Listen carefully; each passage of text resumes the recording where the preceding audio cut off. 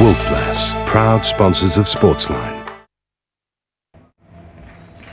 You're with Sky News. Still to come, we're going to see what's in the morning's papers with the Sun's David Wooding and Arab commentator Nabila Ramdani. Don't go away.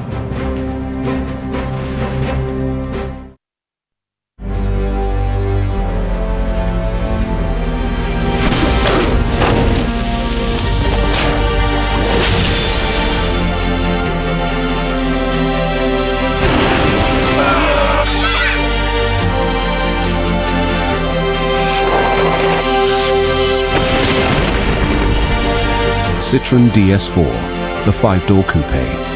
Feel the drive. Citroën, créative technologie. From stained teeth to weakened gums, germs, and even bad breath. Your mouth goes through a lot, and brushing alone isn't enough. Nothing cleans deeper than Listerine Total Care. It reduces plaque, maintains healthy teeth and gums, keeps teeth white, kills germs, and freshens breath. Listerine Total Care for total oral health. I polish the leaves, make them green again, shake out the trees. The new Karcher window vac sucks up all the liquid and moisture from your windows, leaving them beautifully clean with no drips, smears or streaks. The Karcher window vac, the effortless way to streak-free windows. Spin Palace. This is the casino to hit. Use your computer, iPad, or mobile to get in, grab the £10 free on the door, but keep heading for the floor.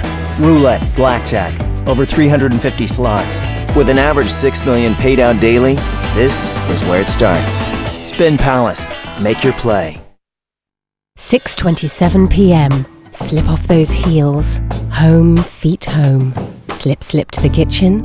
Rachel's pure organic vanilla yogurt and fresh raspberries slips down a treat. Find your Rachel's moment. And now try our new fabulously fat-free range. September, Sky Sports.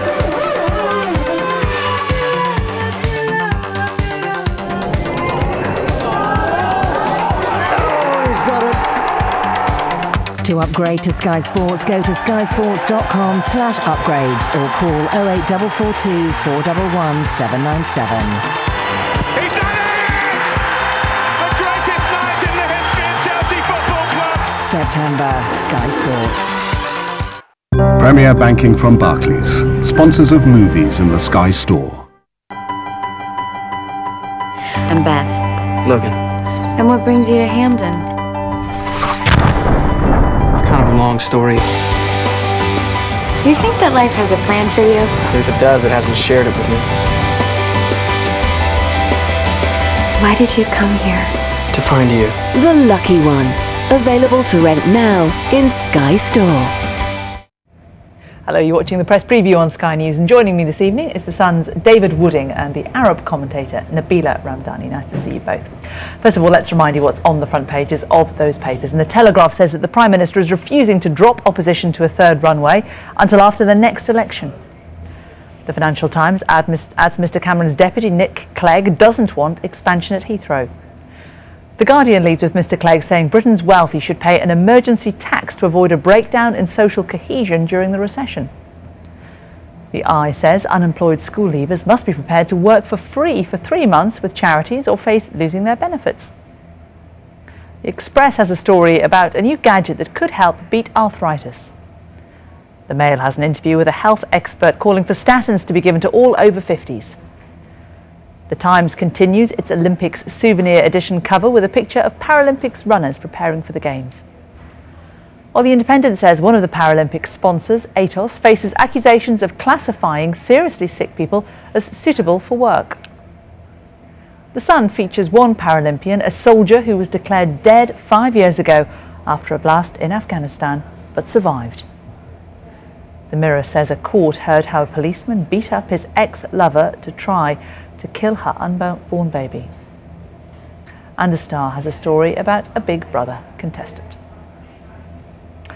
Well, I think the one you want to start with today is the Eye newspaper and its story, which is a good talking point. The young must work for free or lose their benefits. And this is about the idea that unemployed school leavers should spend 3 months unpaid work, not with a certain supermarket, but with charities.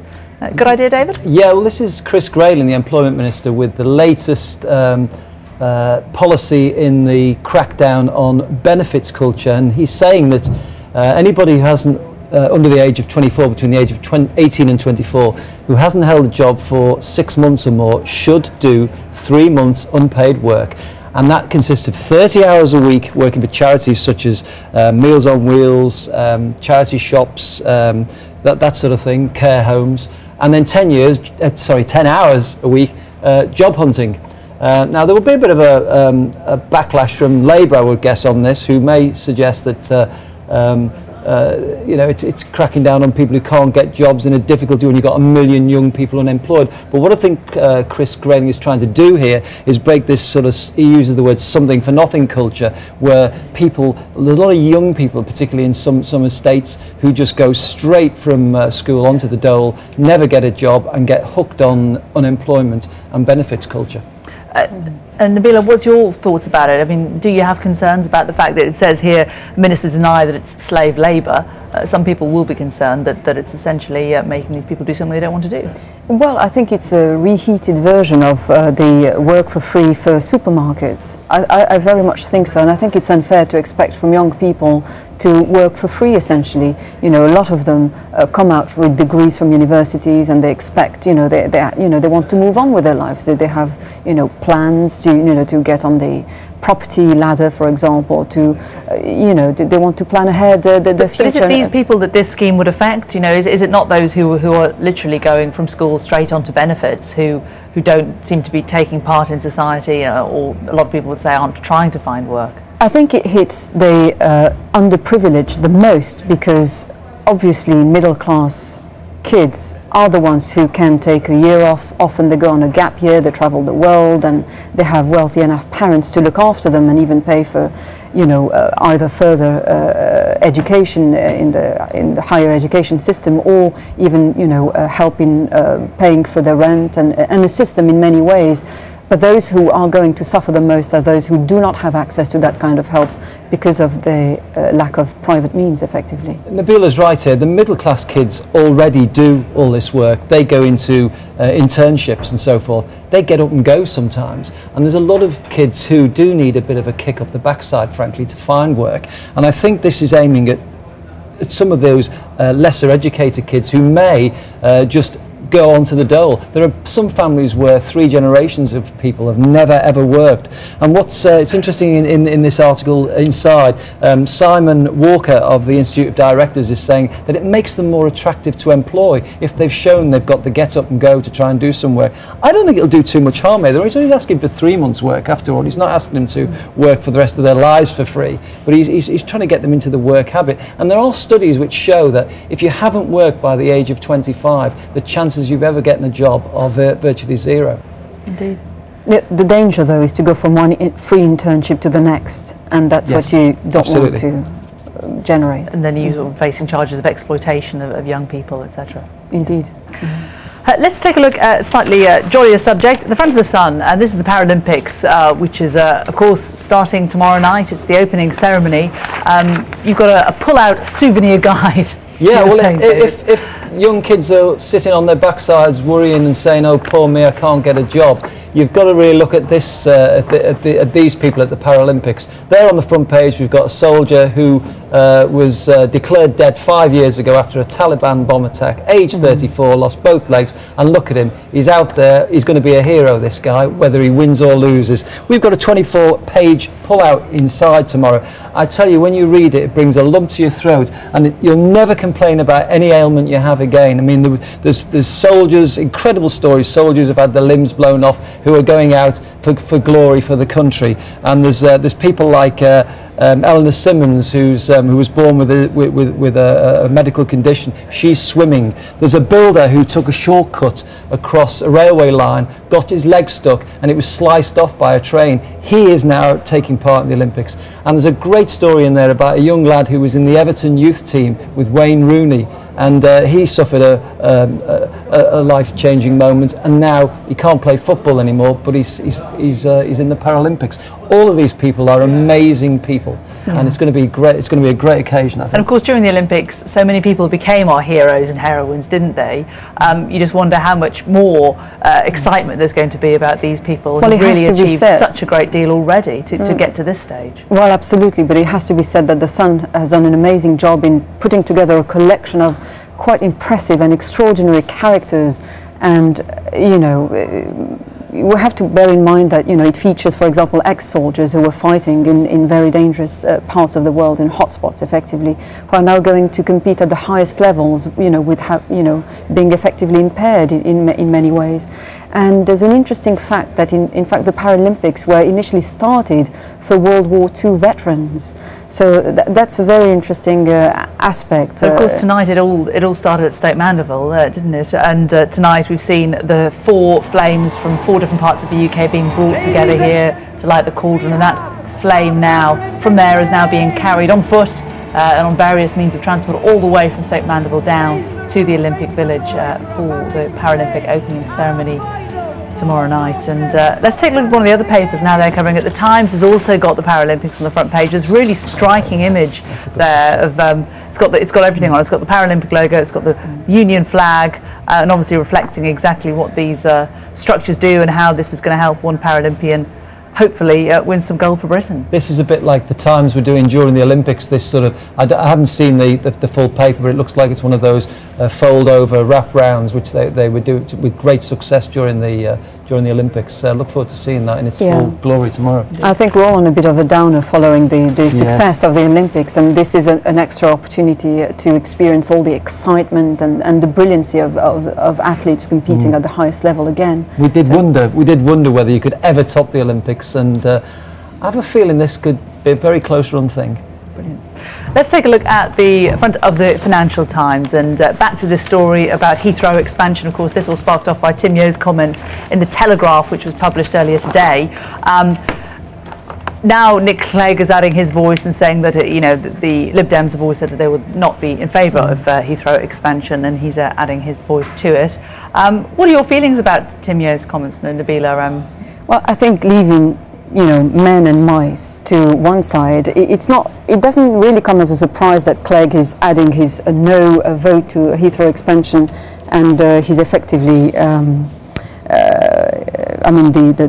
the article says that Nick Clegg rushed to the aid of Transport Secretary Justine Greening yesterday, vowing the coalition would stick to its agreed policy of blocking a third runway in Heathrow. And it's an indication that it was always the deal, the agreement in the coalition. So but it does surprise me that modern politicians are being so negative about this kind of aviation stories. It doesn't it's not just a political story. I would contend that it's much more than that. It's more a story about transport and the economy and the global economy. But it's also about the environment, and it's about the promises that these parties gave when they tried to get into power, and the fact that the Conservatives said there wouldn't be, and now that we now have Tim Yeo turning around and saying, well, there should be. Well, it's true. I mean, local MPs have effectively put their jobs on the line, trying to defend. They stick to their own lines, and it just illustrates the high stakes in all this. But there's also a bit of NIMBYism, not in my backyard kind of things, and everybody's bound to say that. But I think we have to look at the global picture, and that there are connections to growing regions like Asia or Latin America that we can't just overlook or discard. It's essentially a story. I'm baffled by the fact that politicians are not taking this international view.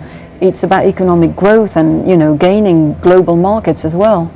David, is it about economic growth and global markets, or is it about backbenchers all getting a little bit twitchy before a reshuffle? Yeah, I mean, the big issue is Tim Yeo, of course, former Environment Minister himself, and a very, very green man who's been convinced that the emissions won't be quite what they were. NIMBYism, yes, all the members of the Cabinet who are against it, all 5 of them are all in that sort of area generally. But this is about, in many ways, politically, about people now showing disrespect for the Prime Minister.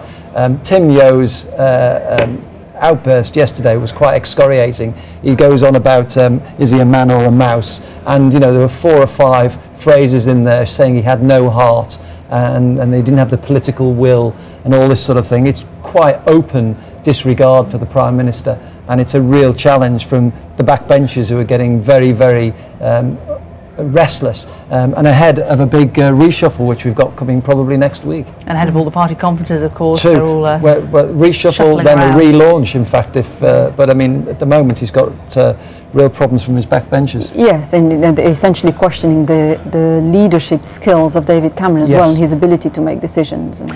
Now, before we go into the break, let's take a quick look at this story on the inside of the Daily Mail. Judge handbags thief. This is Judge Zoe Smith, who has extolled the importance of handbags, essentially. Well, which one have you picked this one? On the Sun. Well, I picked this one. On the Sun, we've been giving Ken Clarke, the Justice Secretary, a bit of a hard time, and our judges, for being very soft. Well, at last, we've got a bit of steel in the justice system, and it's coming from a woman.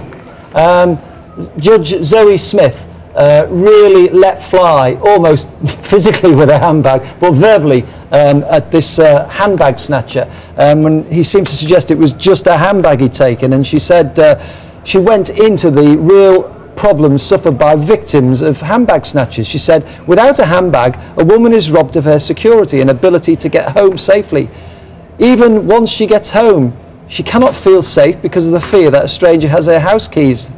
She told the court also, it's not just inconvenience, it causes fear as well. Her phone is taken, her cards, her money to get a cab is taken, her keys to the door of her house, etc., etc. So she really let fly and made, and for once stood up for the victim. It's a good point, isn't it, Nabila? Do you agree with this, Judge? It is, especially, you know, if you contrast this with men. They carry everything, you know, in their pockets, and they don't have handbags. So unless they're attacked physically and robbed, you know, you don't lose as much as when you lose your handbag. So I think it's a fair point. It puts, you know, your whole security at stake, you know, personal, home security and everything. I think it's a fair point. Actually, a colleague of mine who works for a newspaper, a political correspondent, had her handbag stolen the other week, and I know she was quite badly shaken by it, because her iPad was in there, all her contact details, phone numbers, everything she had, and you lose quite a lot when your handbag's taken. Indeed, but I suppose very, very few people, I suppose, when they are carrying out crime, really think of the victims anyway. Absolutely. So, absolutely.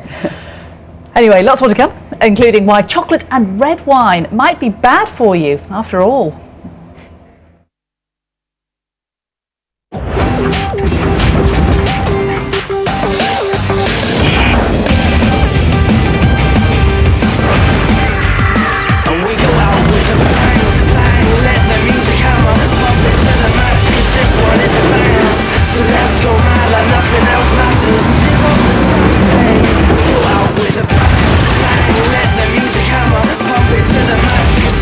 From Monday at 9 on History, we don't do ordinary.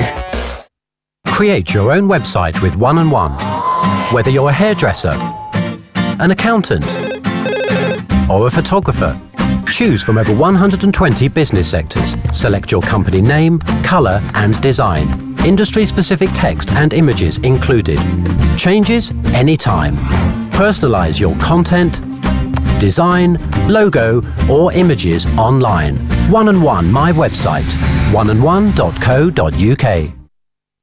Love your home this autumn with Homebase. Right now there's an extra 25% off our half-price Schreiber fitted bedrooms. There's also 25% off our range of stylish furniture, including Habitat and Schreiber, so you've everything you need to make any space beautiful. Homebase. Make a house a home. For lots of guys, hair loss can be a real worry. The Belgravia Centre can help. Visit belgraviacentre.com, specialising in nothing but hair loss. I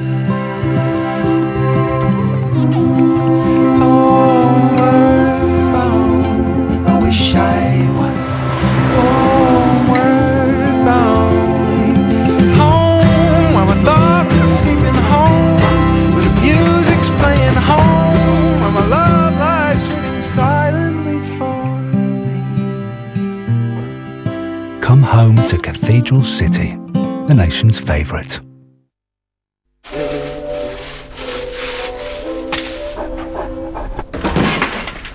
Sorry, Mum. Oh, Mum, Dad, I'm moving out. Bye.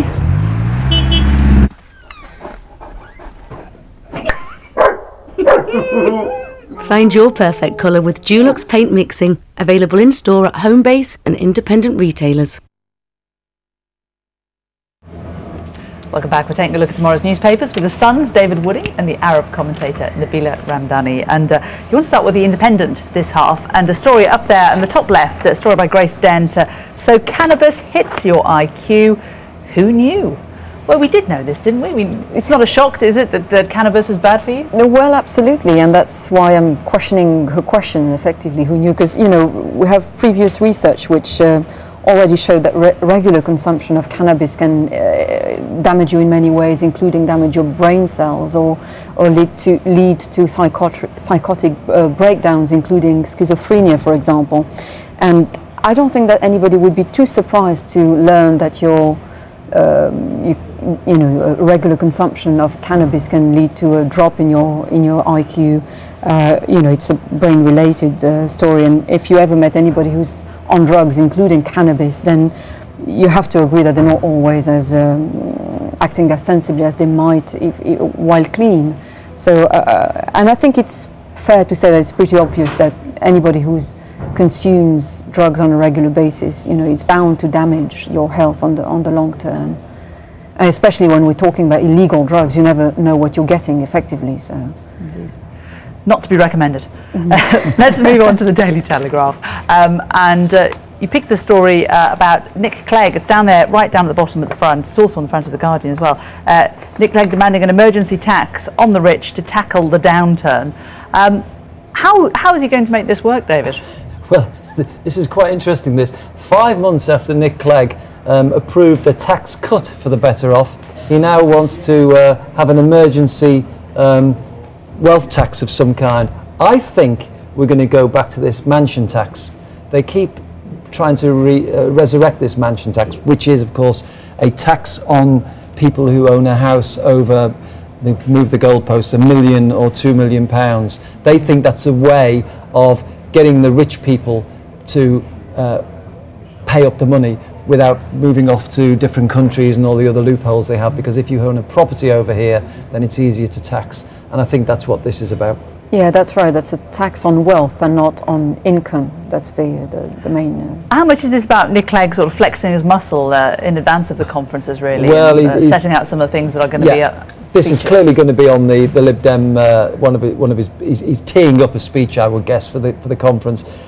He's had his legs cut from underneath him on 2 things that he wanted to bring for his legacy. One of them was the AV referendum. Remember that? The voting reform, the thing the Lib Dems have been going on for years. He finally gets the referendum on it and loses. So he then asks for the other thing he wanted, which was House of Lords reforms. But that's all been kiboshed by the Tory backbenchers, again, showing disrespect for their Prime Minister, who don't want it. So he's got to try and get some kind of legacy, and this is probably the way he's looking for it next. And he needs to win back some support from the Lib Dems as well. Is he trying to make himself more palatable to Labour in case of a potential alliance with the Labour Party? I don't think Nick Clegg will be here for a Labour alliance if it comes to one, but... We shall see. That's a bit harsh. Let's take a look at some of the inside pages. And one of the things that you saw was this. These are fantastic pictures on the inside of the Mail. The mountains of Mars, the bleak grandeur of the red planet is captured by NASA's robot, NASA's £1.6 billion robot. A photograph taken by Curiosity. And these are really remarkable images, aren't they? When you think... when this craft landed and we weren't sure whether it would actually land successfully, and real worries about what it would actually achieve, but these are the pictures of the red planet. Absolutely, and I think especially after Neil Armstrong's death, the man who set foot on the first man on the moon, effectively, there will be no greater tribute to him than this story, and it's about cracking Mars, effectively, and also pushing the frontiers of space, as Captain Kirk would put it. And also, people now even talking about the fact that it will be within our lifetime that somebody already born on this planet potentially will set foot on Mars, they believe. Yeah, it's amazing. What's great, I think, is that these pictures are far better quality than what we saw in the moon landings. You know, if we had the technology we have today, which what makes the moon landings even more amazing, they did it, you know, with an elastic band and it's amazing they got any pictures at all. But the pictures from that moon landing, even when we see them enhanced today, are quite grainy and not very clear. These are fantastic. The quality of that, and it really is the red planet, and you really get a feel of what Mars is like. What I find interesting there is also the sky seems it's clearly got. Whether it's got an atmosphere or what, but the sky seems... It's very grey. Yeah, it's a bit like like Britain in August. It's not black, is it? We see the moon, it's a black sky. It clearly looks like a planet. It's fabulous. Now, another story inside on the Mail. Chocolates and red wine may not be as good for you as we thought. Oh no, there's people putting their chocolates back in the box across the country as we speak. Well, it's a bad news story, this. And I hope we've got this up in time for my wife, who's probably sitting at home with a bottle of Merlot and a big box of Black Magic. Dark chocolate, we're always told, cuts your blood pressure. Yeah, it helps blood pressure. And a little glass of red wine doesn't do you any harm. Yeah. But according to Dr. Stephen Desch of the University of Leipzig Heart Unit, or Heart Centre,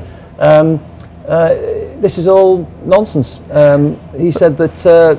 He's saying that it might not be good at cutting heart disease, but I suppose that doesn't then rule out the other benefits. So maybe if you're not worried about your heart, trying to persuade yourself, Jay, but you're worried about your blood pressure, you could justify both the wine and the chocolate, surely.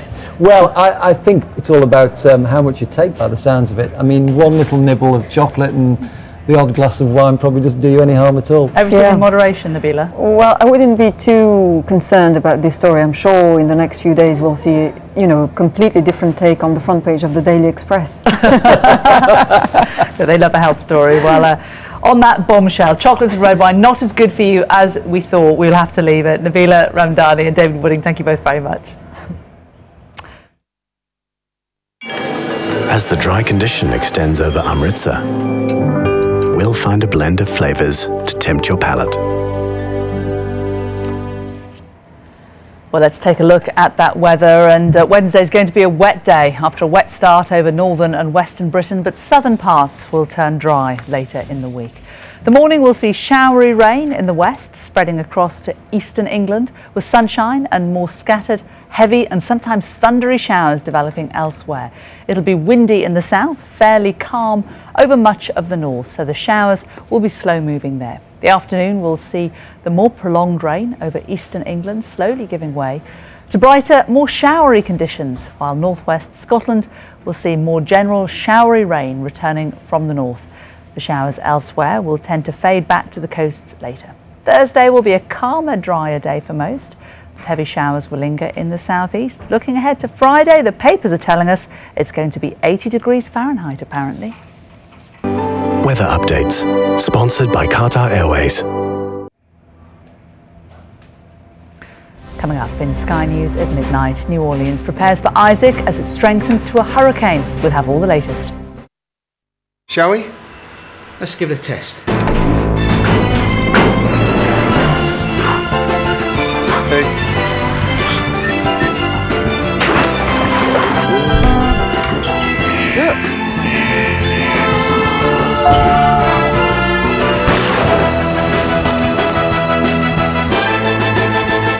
So? All good? Double check? Helping London 2012 shine brighter, EDF powering the games. HMS Sovereign of the Seas, the infamous Golden Devil. Issue by issue, build this high-quality replica model in stunning detail. With her historic 3 decks and her magnificent carved decorative features, discover the secrets of one of the most famous ships in British history. Start building your HMS Sovereign of the Seas today. Issue 1 is at newsagents now with your first magazine, hull pieces and cannon kit, all for just £1.99. Welcome to the world of Sky Rewards, a place full of good stuff just for Sky customers. We've got together with the UK's top attractions, like Alton Towers, to give our customers exclusive 2-for-1 tickets on Sundays, including Legoland Windsor, Sea Life and many more. And you could go as many times as you like, with new tickets released every week. Book now until the 31st of December at sky.com/rewards. Sky. Believe in better. Behold Charlene. Charlene is how GoDaddy attracts domain name customers. But there is also Carl. Carl is how GoDaddy keeps customers. Carl builds load-balanced redundant servers that provide 99.9% website uptime. Charlene collects the tears of wealthy gentlemen. GoDaddy.com